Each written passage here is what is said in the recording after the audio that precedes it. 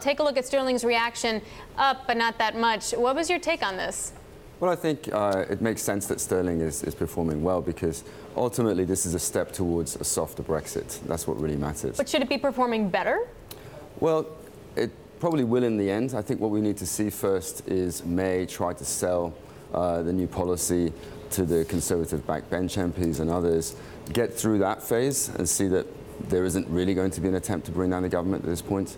Once we have some more clarity on that, then I think you will see the pound strengthen further from here. Because we do have a lot of short positions in the market, and if you come inside the Bloomberg, you can see. So this is a net positioning for sterling, and you can see the net shorts are those blue bars, and the white line is where we are for the pound spot. What kind of snapback may we see? What kind of levels are you looking at if this winds up progressing and they get through the 1922 and it gets through the white paper later on this week? Well, I'm looking mostly at euro sterling. I think that's a purer way of looking at the pound than the pound against the dollar. I think 87.50 is a very important level. If we can get to that level and push below that, then I think that will be in new territory in a sense. It may take a while, though, as I said, because there will be, at least for the next couple of weeks, some sense that there could be an attempt to bring down the government lingering in the background. Once we see that that's not really going to happen, I think you'll see the big move begin. So I made the point earlier, like, who's going to ever want that job at the end of the day? Like, you might not like Theresa May, but you need someone there who's not you. So Lindsey Bell, how do you wind up looking at UK assets right now in an asset allocation portfolio?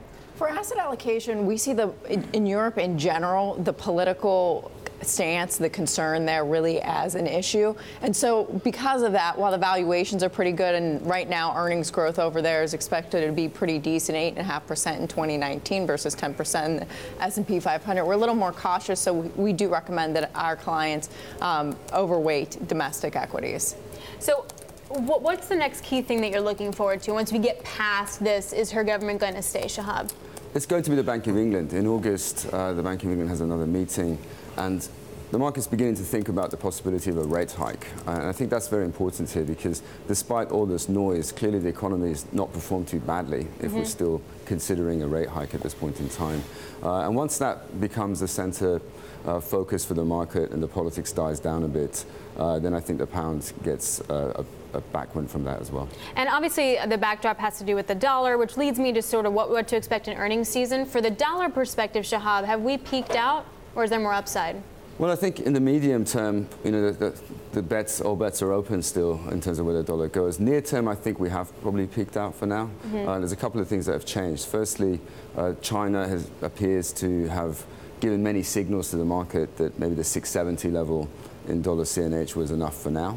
And I think the fact that dollar China is stabilizing, dollar CNH is stabilized, is important.